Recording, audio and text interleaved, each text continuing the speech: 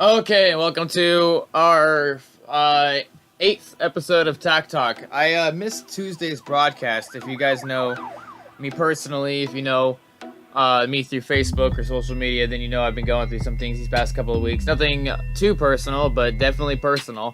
I don't want to get too involved in the detail, but it does have to do with my two girls and gaining full custody of them. I've got the state and detective or child protective services siding with me. It's just a matter of getting the right attorney and responding to adequate cause that shows that the children need to be taken away. So, long story short, I'm a great dad, and my baby's mother is a great mom, but there's some things that she needs to work on. So, the states recognize that now, and it's just a matter of biding my time. That's been the hardest thing is getting through the time frame that the courts need so that all this can go through and whatnot. So hopefully my time is made up for, or at least counts are being held against her for violating and being contempt of our parenting plan. But I don't want any consequences. There does need to be consequences for taking advantage of a system, but I'm not the revengeful type. I just want my girls. And if I can get my girls primary custody, they'll be much safer that way. And everyone knows I'm a very lenient father, so it's not like I'm ever going to keep my children away from anybody. Anyways, I don't want to, this is TACTALK, I don't want to get too far involved with that, but this is, I owe you, the audience, the listeners, I owe you an explanation as to why I was absent on Tuesday, and there you have it. So, bear with me, I'm working on myself to get through this. I've got family that's been supporting me emotionally through this. It's just, no good dad should be taken away from his kids for no reason. That's just plain and simple. And now we're going on 2 minutes in. So today what I want to talk to you about is different bug out bags. For example, let me go ahead and pull the bug out bag here. I'm not going to get into detail in this first segment all the different bug out bags, but I am going to say one of the most important bug out bags you can start with is going to be your literally your most basic 24-hour bug out bag. And there's a couple different styles of bug out bags. You have your inch bag, which stands for I'm not coming home. You have your 24-hour bags, you got your 36-hour bags, you have 48-hour bags, your 72-hour bags. Bug out bag is the most common. Don't mind me, it's my cell phone ringing. But, now we got the computer going off. So many sounds around. But, the most common bug out bag that I carry is my 12 to 24-hour bug out bag. I carry just enough, so that way I have for just a day's worth of food supplies in case I get stranded from my vehicle. I usually have a backup medical kit in there, compass, writing material, usually a magazine to whatever sidearm I might be carrying. Going through it right now. I even have a changing pad because I usually have my girls with me when I carry this bug out bag. So just in case one of them needs their pull-ups changed or their diapers changed or just a private spot to get dressed and cleaned up. That's what I usually pull that out for. I usually carry a couple of extra socks for myself, not so much outfits. Socks are highly important. Excuse all the sounds, but socks are highly important just because, especially as grown men, we're going to be on our feet. You can wear the same pants for 2 or 3 days as long as you don't get soaking wet and sick in cold weather. But socks is something that your feet cannot continue on with the same ones. You're going to need to replace those socks. So make sure you carry 1 to 2 extra pairs of socks. If you have children like I do, carry a couple little outfits. I mean, their outfits take up not much more room than my own socks do, believe it or not. So just get a couple shirts and pants and a couple sweaters and some extra diapers and wipes stuffed in there. That's another thing. Carry wipes, as opposed to coffee filters if you need to take a shit in the woods, things like that. Baby wipes, they don't dry out that easily. They come in decent little packs. You can get variety packs, flushable ones, whatever. But it's a much cleaner job. So carry baby wipes. I also carry a high-powered binoculars in my bag as well. And the reason why I carry that is because if you're likely to be stranded, like where I'm stranded is usually at the top of a mountain. I've been up there. I've had my battery die and no one around, and put on what I can on my back and head down the mountain, see if I can't signal someone for a jump. But high-powered binoculars, especially, again, that's my phone going off. High-powered binoculars, especially ones that have a reflective glare, which is not necessarily good for a tactical environment because then obviously you're going to be spotted. But if you have some cheaper high-powered binoculars that have like for bird spotting or whatnot, you're going to have a natural glare, and that's an easy way to be identified. And they usually make and sell, and you should keep carrying them, little survivor kits that actually is a piece of mirror. It literally is a piece of mirror that you look through the eye hole and you look up at the sky. And when planes are coming by, when they look down at the ground, when they're doing any type of surveillance or when they're looking for missing people or whatnot, they will see that reflective because it stands out of that asymmetrical warfare type mentality. Anything reflective, usually you're going to be water related in forest. Anything round is usually not seen often in nature. Triangles, squares, things like that. Ergonomic shapes that, geometric shapes that are built by mankind. So keep an eye on that.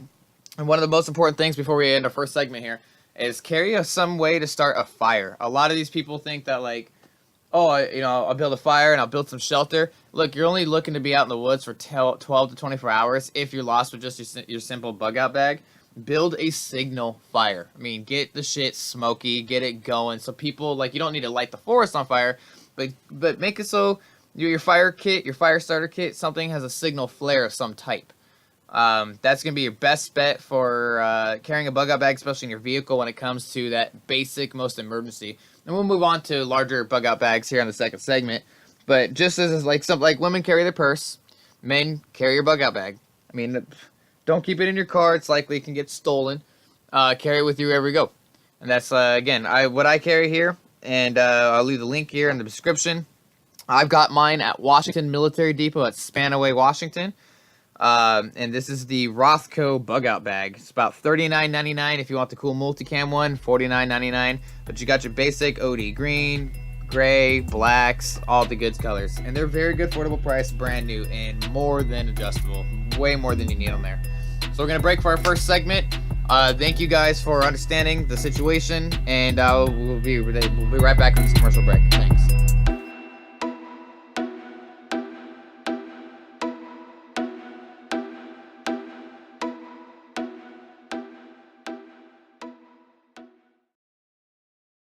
Bees Combat Systems at beescombatsystems.com, protecting those who prepare.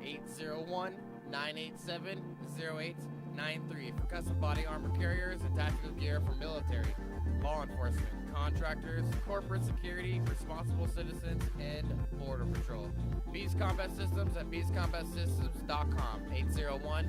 801-987-0893.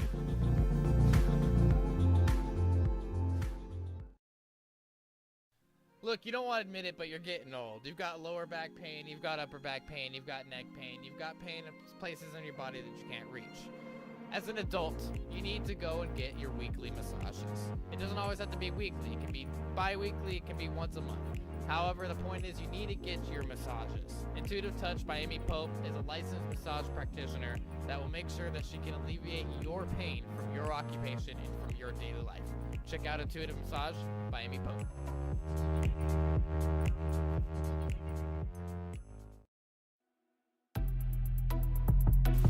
All right, and welcome now back to our second half of the show here at TACTALK. Taking a quick mic check. There we go. We're good. As we left off, we were talking about bug out bags and inch bags, things like that. Now, I'm not getting into too much detail because, again, this is a talk show. It's a podcast. And I want you guys to be able to have that visual representation. So if you do go to my YouTube channel, Alden Morris, you'll see different survival examples of different good bug out bags. Reason why I'm so adamant about recommending these Rothco bags is because, first of all, their affordability. They do not have the mil-spec thread and Velcro MOLLE webbing count.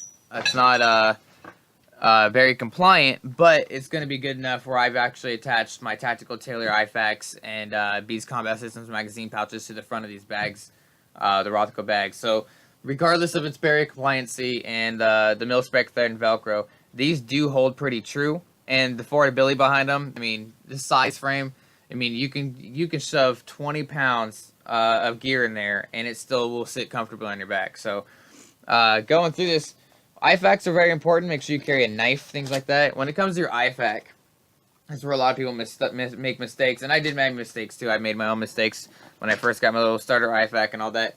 But you want your basic essentials. You want to have your cleaning kits for any type of biological issues, blood. You need rubber gloves. Of course, Band-Aids, tourniquets. And I do recommend a good tourniquet. Some Israeli gauze or combat gauze, anything like that. You want to be able to have enough where if you had to apply, for example, a gunshot wound, you can at least get them stable enough to where they can get to a medical facility. You're not doing triage out in the forest. That's no one's goal. No one wants to do that, especially because of that adrenaline, that fear, and that when that happens, it's not going to happen good. So carry enough on you to where you could get them to the next location. And just try to put yourself in a situation where you think that, well, this could be the worst shot. My buddy just got shot in the shoulder, shot in the leg, shot in the head, and still alive. Carry what you think you might situation. That the whole phrase, train like you fight. Perform medical skills like you would if you had to after a fight. So, especially if, because for example, I carry an IFAK in my vehicle. I'm a daily carry. So let's say for some reason I had to use my service weapon on someone. I have the ability to apply a tourniquet immediately after I've put the threat down. So when you think about law enforcement showing up to the scene, not only are you going to be standing there with your firearm still pointed at the perpetrator, and that confuses law enforcement. They're going to get you on the ground, all this whole shababa. But if the law enforcement came rolling up and you've had the situation controlled, you've got the weapon away from the perpetrator, you've stopped the threat, and now you're applying medical care, that's going to look really, really good for you in court. So not only did you properly self-defend yourself, but you also tried to save the person's life. And that's a big deal when it comes to paying consequences, especially in our justice system, to fix and rehabilitate criminals. So carry a good tourniquet. I don't have my tourniquet with me right now, so I can't tell you the brand name, but it comes with that bar where you can turn it and everything like that, the Velcro straps and all that. So, moving on, let's see, there's an extra pair of socks that I just pulled out of my bag. The binoculars, let's see here. And I'm kind of doing this on the spot, so bear with me here. I carry MRE heaters for meal ready to eat, the water heaters, they're water activated. I carry a couple extra of those in my bag just because, if it's a cold night and you have some like hot cocoa or something like that, at least you can put this up to your cooking device and start to get a little bit of hot air or hot liquid. Especially because if it's a water activated heater pad. So instead of having to build a fire and all that shit, you have the other option of, keeping it discreet and having something quick that's going to be activated immediately. Of course, carry your matches just in case, and don't just carry any matches. Carry your weatherproof matches. Windproof are great. Waterproof are bullshit. I've never had. They're really just moist proof. But windproof matches are one of my favorite matches. But they're kind of too easy to play with every now and then. So make sure you carry a big pack of matches. What I have here is stormproof matches. Accumulates. Well, that's in Spanish. Windproof, waterproof is what it says. Really, they just hold up to a lot of moisture. If for any reason, like this was sitting on a shelf or it came through and kind of got a gust, those matches would hold up a little bit true. They don't get perforated like a lot of other matches do. Sharpies, carry Sharpies, and carry a Sharpie in your medical kit too, just because it's good to have if you need to write down someone's blood type, things like that, or your own blood type for that matter. Carry information about yourself too. I was taught by a very important friend of mine, NKDA, no known drug allergies, and to know your own blood type, because there could be a time where you get injured, especially if you have your own IFAK with you or you're in your vehicle with your own bug out bag. If you got injured, let's say in the throat, and you can't respond to first responders, if you can't talk to them, tell them about yourself, how are they going to identify on your person if you have any known drug allergies, what blood type you are, the basic, most common battlefield type situations where they need to be able to read it and not question it. I have it written on my gear.